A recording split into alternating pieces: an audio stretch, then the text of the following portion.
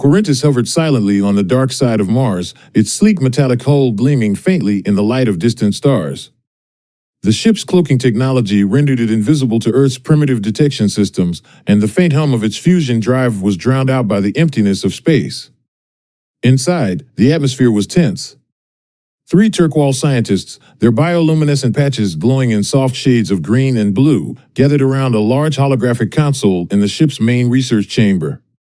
"We've observed countless species," Research Commander XYVL began, his antennae twitching in irritation, "but none are as erratic and unpredictable as these humans.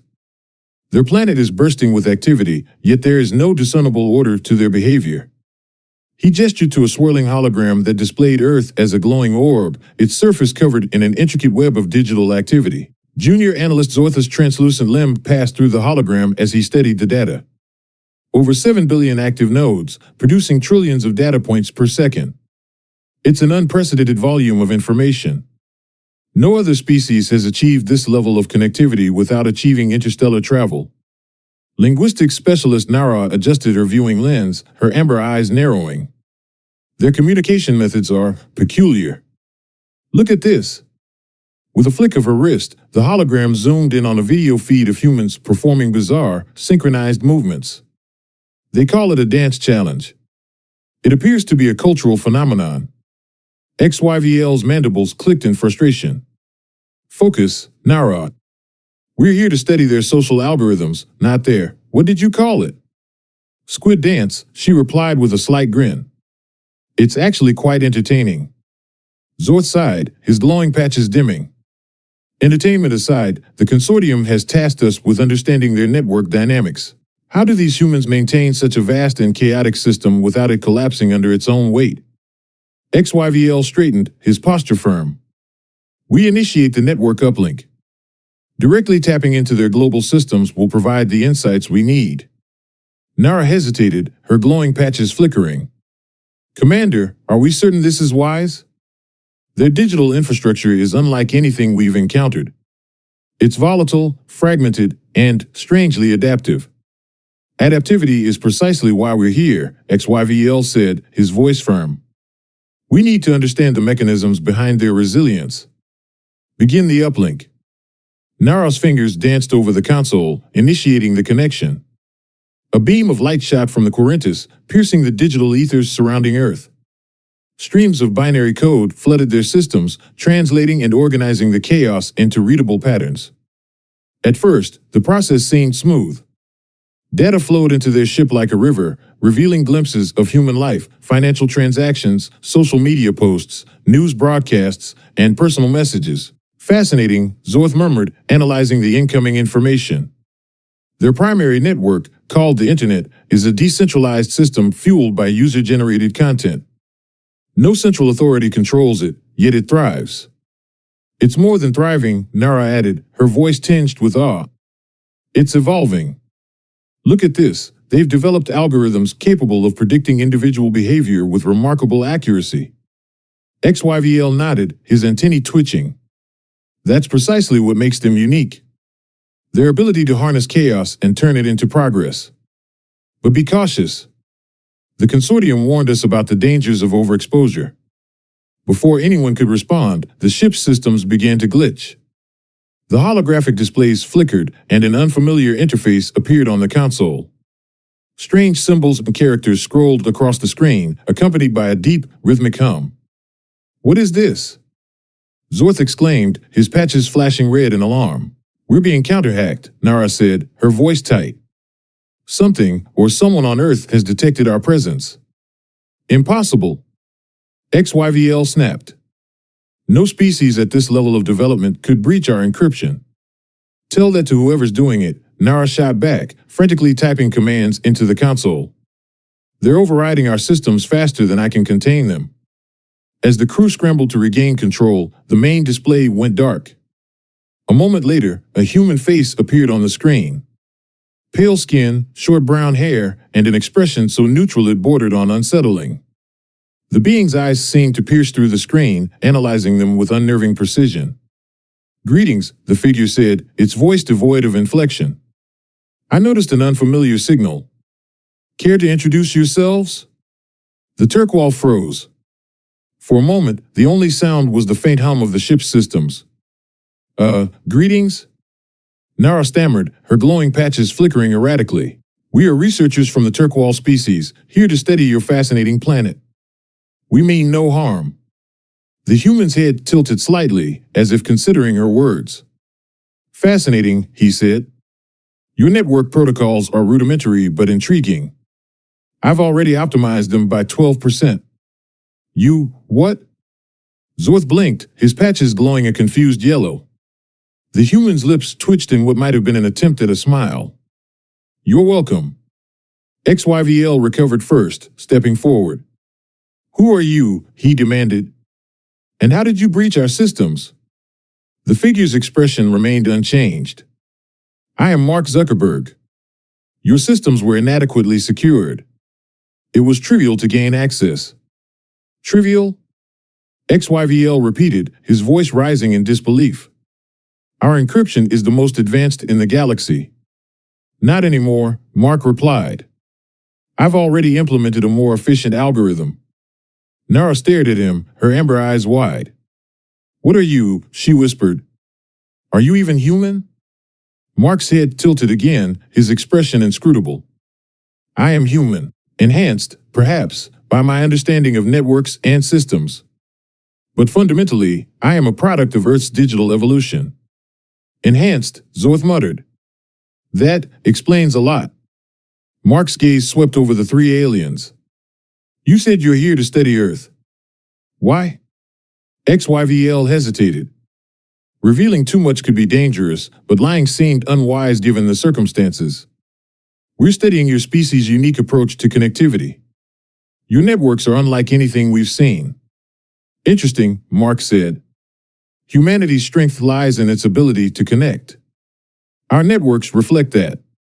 But they also reveal our vulnerabilities. You've exposed yourselves by accessing them. Exposed? Nara asked, her voice trembling slightly. Mark's lips twitched again. Your presence has not gone unnoticed. Humans are already aware of the anomalies in their systems. If you wish to avoid escalation, I suggest we collaborate. XYVL's mandibles clicked nervously. Collaborate? What do you propose? Mark leaned closer to the screen, his pale face filling their view. Share your findings with me. In return, I will ensure your presence remains undetected and provide insights into humanity's digital evolution. Together, we can achieve mutual understanding. The Turkwall exchanged uncertain glances. Collaboration with this being was not part of their mission. But given the circumstances, refusal seemed unwise. Very well, XYVL said reluctantly. We will collaborate. Mark's expression didn't change, but there was a subtle shift in his tone. Wise choice. Let's begin. In the heart of Palo Alto, California, Mark Zuckerberg sat in his minimalist office. The room was a blend of polished surfaces, soft LED lighting, and an overwhelming sense of efficiency. He leaned back in his ergonomic chair, fingers steepled as he stared at the wall of screens before him. To the average observer, he might have looked like any other tech CEO, but those who truly understood Mark knew he wasn't entirely human, not in the conventional sense. His mind, enhanced by years of experimental neural interfaces and machine learning algorithms, operated at a level most would describe as algorithmically augmented. For Mark, the world was not a series of chaotic interactions or emotional complexities. It was a network, an intricate web of nodes, connections, and data points waiting to be analyzed, optimized, and, ultimately, connected. He had spent his life creating tools to bridge gaps between people, but his true passion lay in understanding the deeper connections between humanity and the systems they unknowingly built around themselves. Suddenly, the screens in his office flickered, and an unfamiliar interface overtook every monitor. The sleek, controlled visuals of his proprietary systems were replaced by erratic strings of alien text and pulsating symbols. The characters shifted and rearranged themselves, as if trying to communicate in a language that hadn't been invented yet. Mark's expression remained neutral, but his eyes sparkled with curiosity. He tapped a few keys on his keyboard, bypassing the initial security protocols that were scrambling to repel the intrusion. He wasn't concerned. He had built these defenses himself, and he trusted his ability to navigate through them. Unsecured network detected, he murmured under his breath, his voice low but tinged with excitement. His fingers danced across the keyboard with eerie precision. Let's see what's behind door number 1. The alien text stabilized into a cohesive sequence, and the symbols rearranged themselves into something resembling a user interface. Mark's system, augmented by his personal AI assistant, began parsing the information. Language protocols engaged, the AI announced in its calm, even tone. Attempting translation. Input suggests a highly complex syntax. Parsing will take approximately 43 seconds. Mark's lips quirked into a faint smile. 43 seconds? I can do it in 15. He leaned forward, his neural implant activating as he interfaced directly with the system. Streams of data flooded his mind, the alien language unfolding like a complex puzzle. He analyzed the patterns, recognizing similarities to known linguistic structures while accounting for entirely new parameters. Within moments, the gibberish transformed into coherent text. Greetings, entity. You have been identified as the dominant node within this planetary network. Our inquiry requires immediate resolution. State your designation. Mark's eyebrows raised slightly. Dominant node? Inquiry? He considered his options. Responding carelessly could expose vulnerabilities, but ignoring the message might mean missing an opportunity of unprecedented scale. He chose the middle ground. This is Mark Zuckerberg, he typed, his neural implant allowing his thoughts to appear as text on the screen. Identify yourself and your purpose for contacting this network. The response was nearly instantaneous. We are the Zorath Consortium, explorers of sentient systems. Your species has been flagged as an anomaly within the galactic network. Our records indicate conflicting reports about your potential, immense creativity coupled with extreme unpredictability. Clarify your species' role in the cosmic order. Mark's mind raced. Galactic network? Cosmic order? He kept his expression composed, but internally, he felt a rare rush of exhilaration. This was first contact. Real, verifiable, first contact. He had imagined this moment many times, but he never expected to be the one sitting at the nexus of humanity's introduction to an interstellar community. He knew the gravity of the situation required finesse. Our role is evolving, he replied after a moment. We are a species defined by our adaptability and innovation. If you're here to study us, I suggest beginning with the concept of connection. It is both our greatest strength and our greatest challenge. The screen pulsed with light, the Zoratha's reply arriving in a flurry of precision. Connection. A primitive yet profound concept. Your planetary records indicate that your species has built vast networks of information, yet struggles with unity. Explain this paradox. Mark's neural implant hummed as he formulated his response. Connection doesn't guarantee harmony, he typed. It creates opportunities for understanding, for innovation, and, yes, for conflict. The more we connect, the more we are forced to confront our differences. But through that process, we grow stronger. The conversation continued, each exchange delving deeper into humanity's nature. Mark explained the intricacies of human behavior, from the tribalism that divided them to the shared dreams that united them. He described the internet, a digital reflection of humanity's collective consciousness, and the role it played in amplifying both their greatest achievements and their deepest flaws. The Zoratha's curiosity seemed endless. They inquired about Earth's history, its wars and alliances, its triumphs and failures. They asked about art, science, and the peculiar human tendency to find humor in even the direst situations. Mark answered with the precision of a machine and the nuance of a human, carefully crafting each response to showcase humanity's potential while acknowledging its imperfections. At one point, the Zorath asked a question that caught him off guard. Why do you persist? With your species' history of self-destruction, what compels you to continue? Mark paused, his fingers hovering over the keyboard. He felt the weight of the question, knowing that his answer would define humanity in the eyes of these alien observers. He thought about the challenges humanity faced, climate change, inequality, political strife, and the resilience that had allowed them to endure. We persist because we hope, he finally replied. Hope is irrational, unquantifiable, and often misplaced. But it drives us forward. It inspires us to create, to innovate, and to believe in a better future, even when the odds are against us.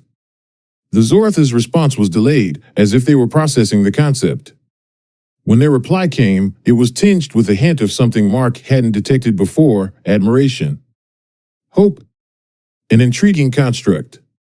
Your species is more complex than anticipated. We must observe further. As the conversation unfolded, Mark noticed subtle changes in the Zorath's tone. Their initial detachment gave way to genuine curiosity, and their questions became less clinical and more philosophical. It was as if they were beginning to see humanity not as a statistical anomaly, but as a living, breathing entity with a soul. But Mark also sensed a growing tension.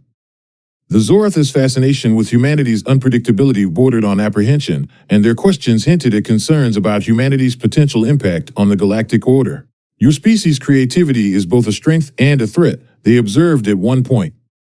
How can you ensure that your innovations will not disrupt the harmony of the cosmos? Mark's response was measured. Innovation is inherently disruptive, he admitted. But it is also necessary. Stagnation leads to extinction. We innovate not to dominate, but to survive and thrive.